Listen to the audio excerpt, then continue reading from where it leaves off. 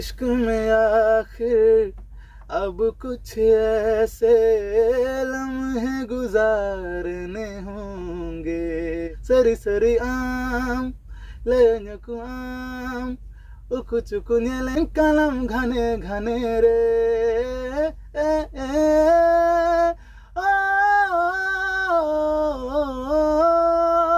मैं इस वक्त मुंबई के मोशन बज स्टूडियो में है और हमारे साथ गोड्डा के रहने वाले शिवेंद्र मुर्मू हैं जो अपनी गायकी से जो है बॉलीवुड तक अपनी पहचान बनाई है। देश दुनिया में लोग इन्हें सुन रहे हैं। ये बताइए कैसे गोड्डा से जो है आपने मुंबई तक का सफर पूरा किया, इस पूरे स्ट्रगल की कहानी क्या है?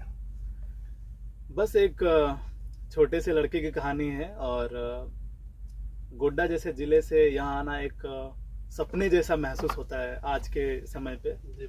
और स्पेशली जब हमारे यहाँ से कोई ऐसे जगह पे आता है तो सबसे पहले तो सारे लोग मना करते हैं कि नहीं, बहुत रिस्की जगह है और करियर कितना दूर तक जाएगा ये भी पता नहीं किसी को।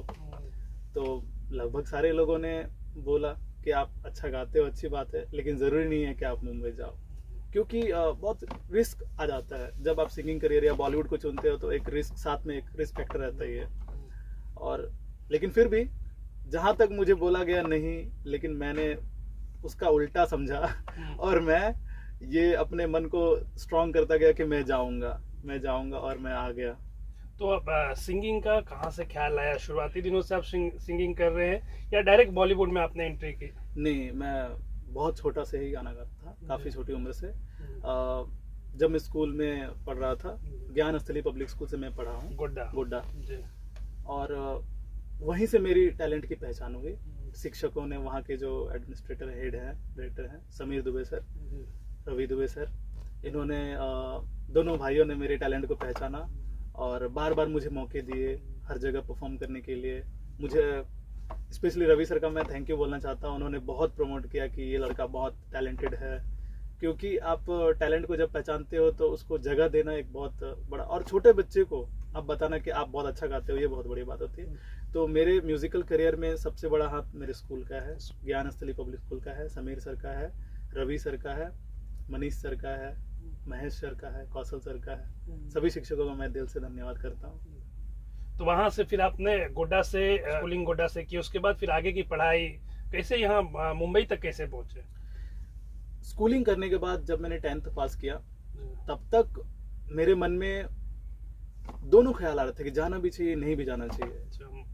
फिर जब मैं 11th पढ़ने के लिए रांची गया और मैंने एडमिशन लिया कैंबियन पब्लिक स्कूल में, वहाँ पे मुझे पता नहीं था कि मैं किन से मिलने वाला हूँ। जब मैंने एडमिशन लिया तो कोई कलाकार आता है किसी क्लास में तो लड़कों को, आसपास के लड़कों को पता चल जाता है कि ये सिंगर है। पहुँचते पहुँचते उस स्कूल की म्यूजिक टीचर तक खबर चला गया। मुझे नहीं पता था कि वो कौन है, नहीं है। मुझे अचानक से खड़ा कर दिया कि मैडम बुला रही हैं आपका नाम सुनने के बाद। मैं गया और मुझे देख के बहुत आश्चर्य हुआ कि उस स्कूल की म्यूजिक टीचर जो थी वो हमारी झारखंड की स्वर कोकिला थी, जो नागपुरी, संथाली, हिंदी, बंगाली में बहुत सारे गाने गा चुकी है। मोनिका मुंडू जी, आप सभी लोग जानते हैं उनको। और उन्होंने मेरे टैलेंट को और नई ऊंचाइयां दी। उन्होंने कई चीज़ों को सुधारा, जैसे मेरी हिंदी लैंग्वेज उतनी अच्छी नहीं थी। भाषा में बोलने में जब एक आदिवासी लड़का हिंदी बोलता है तो उसके टोन में वो आ जाता है। तो उन्होंने उन सब चीज़ों को ठीक किया, सारी चीज़ों को, म्यूजिकल की बारीकियाँ सिखाई। फिर मैं वहाँ से ज़्यादा बड़े सपने देखने लगा कि नहीं, मैं जा सकता हूँ। मेरे पीछे टीचर्स हैं, शिक्षक हैं जो मुझे सपोर्ट कर रहे हैं। फिर मैं वहाँ से उनका आज्ञा लेके कोलकाता चला गया म्यूज़िक सीखने के लिए। इंडियन क्लासिकल सीखी, थोड़ी सीखी सारी चीज़ें, क्योंकि मुझे लग रहा था कि मैं एक चीज़ में बंध जाऊँगा तो मैं आगे नहीं बढ़ पाऊँगा। इसलिए मैंने वेस्टर्न भी सीखा, इंडियन क्लासिकल भी सीखा, बॉलीवुड स्टाइल भी सीखा। मैं अपने आप को वर्सेटाइल बनाता रहा, हर तरह के गाने गाते रहा। और फिर कोलकाता में मैंने ग्रेजुएशन किया और फिर वहाँ से सीधे मुंबई आ गया। तो रीजनल लैंग्वेज में भी आपने गाने गाए हैं? जी, मेरी शुरुआत रीजनल लैंग्वेज से ही हुई है। मेरी मदर टंग संथाली है और जब शुरुआत में कहीं अपॉर्चुनिटीज़ नहीं मिल रहे थे तो मैंने संथाली गाने बनाए और उसे शूट किया और रिलीज़ कर दिया। और किस्मत बोले या नसीब बोले, मेरे पहले गाने ही हिट हो गए। पहला गाना हिट? पहला गाना सरी सरी आम, जी, सरी सरी आम पहला गाना था और एज एन एक्टर भी मैं उसमें आया था और वो बहुत बड़ी हिट साबित हुए।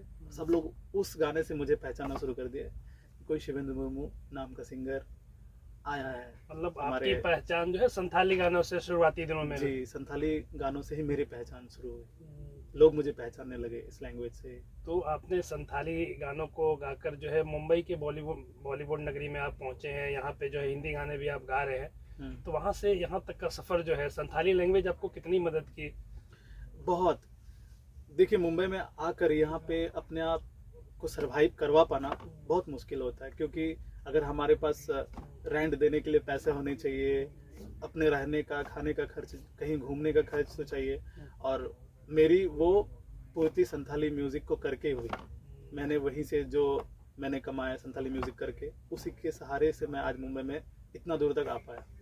तो अभी बॉलीवुड में आपने कौन कौन से गाने गाए हैं, किन के साथ अभी आप काम कर रहे हैं, और आने वाले वक्त में क्या हम देखने और सुनने को मिलेगा? जी, बॉलीवुड में मैंने तो हालांकि कई म्यूजिक डायरेक्टर्स के लिए डेमो गाए, लेकिन लास्ट में मैं बबली हक जी के लिए, मीरा सरकार के लिए गाने गा रहा हूँ, डेमोज गा रहा हूँ। और भी म्यूजिक डायरेक्टर्स हैं और जिनके नाम मैं नहीं ले पा रहा हूँ। और गाने करते करते उनके यहाँ से ही मेरी डेब्यू हुई तन्हाइयाँ नाम के गाने से, जिसमें आफ्ताब शिवदासानी ने एक्ट किया, बॉलीवुड एक्टर जो है। और फिर वहाँ से मेरे डेब्यू हुए, और फिर धीरे धीरे मुंबई के लोग मुझे रिकॉग्नाइज करने लगे कि ये एक लड़का है जो बहुत टैलेंटेड है और अच्छा गा रहा है, अच्छा काम कर रहा है। तो इस तरह से मेरी शुरू हुई, और मैंने आधा दर्जन गाने गाए होंगे, जो कि उतनी बड़ी हिट तो नहीं हुई, लेकिन मैं काम करता रहा, लोग उन गानों से मुझे पहचानने लगे कि एक लड़का है, बहुत अच्छा गा रहा है। मुंबई आए थे तो कोई गॉडफादर रहा या किसी ने सपोर्ट किया? किस तरीके से, कितना स्ट्रगल लगा, कितने वक्त तक जो है आपको गाने मिले, कितने मेहनत किया आपने? देखिए, स्ट्रगल तो लाइफ का पार्ट है, हम सारे ही क्षेत्र में स्ट्रगल करते हैं। बिल्कुल। चाहे वो म्यूजिक हो, चाहे वो जॉब हो, चाहे किसी कंपनी के लिए काम करना हो, स्ट्रगल हर चीज़ में है। और मैंने भी स्ट्रगल किया यहाँ पे। मैं घूमा, पहले तो आपको कोई काम डायरेक्टली देता नहीं है, आपको कोई जानता नहीं मुंबई जैसे शहर पे, और हम छोटे से गांव से आके यहाँ पे करना थोड़ा मुश्किल होता है, एडजस्ट कर पाना इस माहौल में। धीरे धीरे लोगों के साथ कनेक्शन बना, स्टूडियोज में जा जाके मैं असिस्ट करने लगा लोगों को, कभी गाना बनाने में मदद कर रहा हूँ, तो कभी गाने लिखने में मदद कर रहा हूँ। हर तरह के काम किए मैंने, ऐसा नहीं कि सिर्फ सिंगिंग कर रहा था। शुरुआती दिनों में हर तरह के काम किए मैंने, गाने लिखना, गाने बनाना। आपको क्रेडिट्स नहीं मिलते शुरू में, बट आपको काम करते रहना पड़ेगा, तभी आपकी पहचान बनेगी, तभी लोग आप पे भरोसा करते हैं कि हाँ, ये बहुत टैलेंटेड है, ये कर सकता है। और फिर धीरे धीरे मैं इस तरह से बहुत सारे लोगों के साथ लिंक बना, specially Babli sir, Meera ji, Amit sir, जो अच्छे म्यूजिक कंपोजर्स हैं, उनके लिए मैंने गाना गाना, डेमो शुरू किया गाना। फिर धीरे धीरे मैंने मेन स्ट्रीम में भी मुझे मौके मिलने लगे। पहला गाना आपका कब रिलीज हुआ था, कब आपको ब्रेक थ्रू मिला? हिंदी में। हिंदी में पहले गाने मुझे एक छोटी कंपनी थी, मुझे गाने की बोल याद है, ओ चंदा करके मैंने गाना गाया था। हालांकि बहुत हिट तो नहीं हुई, बट स्टार्टिंग के लिए अच्छा था, तो वहाँ से मेरी शुरुआत हुई। ओ चंदा करके सॉन्ग है, उस सॉन्ग से मेरी शुरुआत हुई। फिर धीरे धीरे मैंने और भी गाने गए, फिर लास्ट बड़ा ब्रेक मुझे तन्हाइयाँ सॉन्ग में मिली। जरा तन्हाइयाँ के 2-4 लाइन हमारे दर्शकों को सुना दीजिए आप। ओके। इश्क में आखिर अब कुछ ऐसे लम्हे गुजारने होंगे, जान गवा कर हमको इश्क के कर्ज उतारने होंगे। इस दुनिया से ऊपर उठकर प्यार निभाना होगा। बहुत शानदार। तो ये आपको जो है ये बड़ा ब्रेक थ्रू बॉलीवुड में ये आपके लिए ये गाना जी।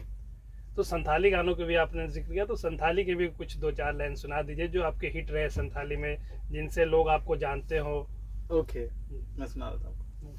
सरी सरी आम लयन को आम उकु चुकुन्यलें कानम घने घने रे, पेड़ा कुड़ी आम सदर मन्याम न्यलो कानम डी चरक चिकड़ हाय रे, हनी रे न्यल पे हाय रे मसरे लजावे ने दो, तुम्बू कते चलावे ना सजावे ने दो, मोने रे इनिर ताहे ये ना समावे ने दो, झली नन उनीरिगी बहाइन दो। सरी सरी आम लयन को आम उकु चुकु न्यालें कालम घने घने रे